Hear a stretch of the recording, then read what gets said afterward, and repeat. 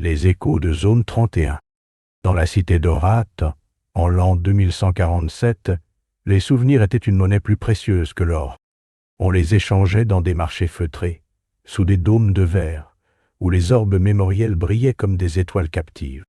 Les gens troquaient leur joie pour rajeunir, leur peine pour oublier, leurs expériences pour s'élever. Mais Viridia, elle, n'avait rien à offrir.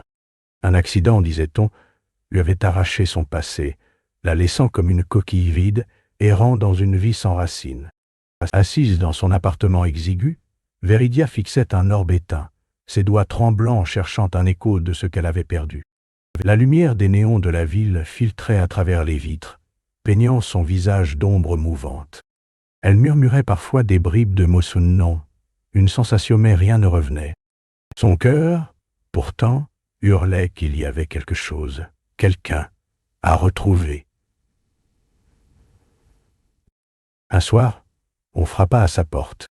Un homme se tenait là, Renak, le regard acéré, une cicatrice discrète barrant sa tempe.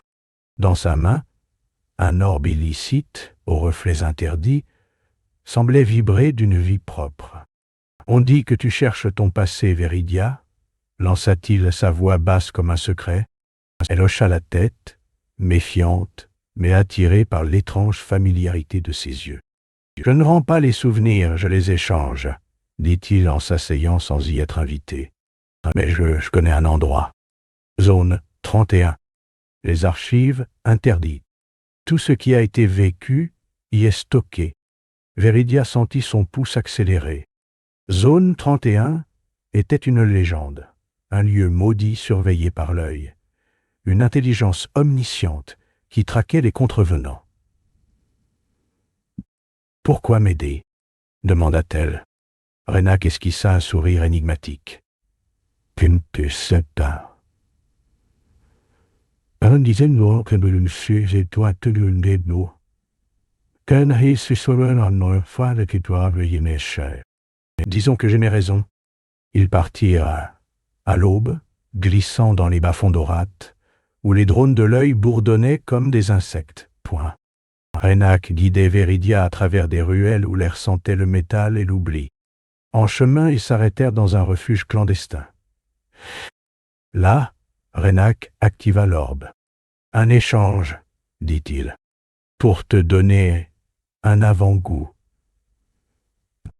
Viridia ferma les yeux et des fragments jaillirent. Une prairie baignée de soleil, un rire d'enfant, puis une ombre, froide, dévorante. Mais il y avait aussi les souvenirs de Renak Dil dans l'obscurité. Un regard furtif posé sur elle, Viridia, bien avant ce jour. Elle rouvrit les yeux, haletante. « Tu me connais » murmura-t-elle.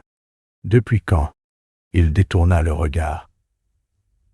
Silencieux, Zone 31 se dressait au bout d'un canyon artificiel, une forteresse de données pulsant d'une lueur spectrale. Ils s'infiltrèrent, esquivant les capteurs de l'œil, leurs pas résonnant dans des couloirs de métal. Et chaque échange de souvenirs entre eux les rapprochait, leur silence devenant des poèmes, leurs regards des aveux poétiques. Viridia sentait Renak s'ouvrir, comme si lui aussi cherchait quelque chose dans son propre passé. Dans une salle obscure, ils trouvèrent l'archive centrale. Viridia connecta l'orbe à la machine et une lumière blanche explosa, aveuglante. Des images déferlèrent. Son accident n'en était pas un. On lui avait volé ses souvenirs pour effacer une véritéeuse rébellion qu'elle avait menée contre l'œil, un amour qu'elle avait juré de protéger. Et Renak Imma, il était là, dans ces images, son complice, son amant, forcé d'oublier pour la sauver. « Tu savais » murmura-t-elle, les larmes aux yeux. « Pourquoi ne pas me l'avoir dit ?» Renak serra sa main. « Parce que tu devais le trouver toi-même. » L'œil les repéra. Une alarme déchira l'air, et les drones convergèrent. Viridia et Renak s'enfuirent. L'orbe serré contre eux, leurs souvenirs mêlés comme une promesse.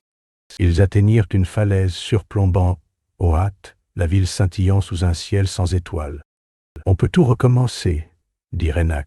« Ensemble. » Viridia sourit, incertaine mais libre.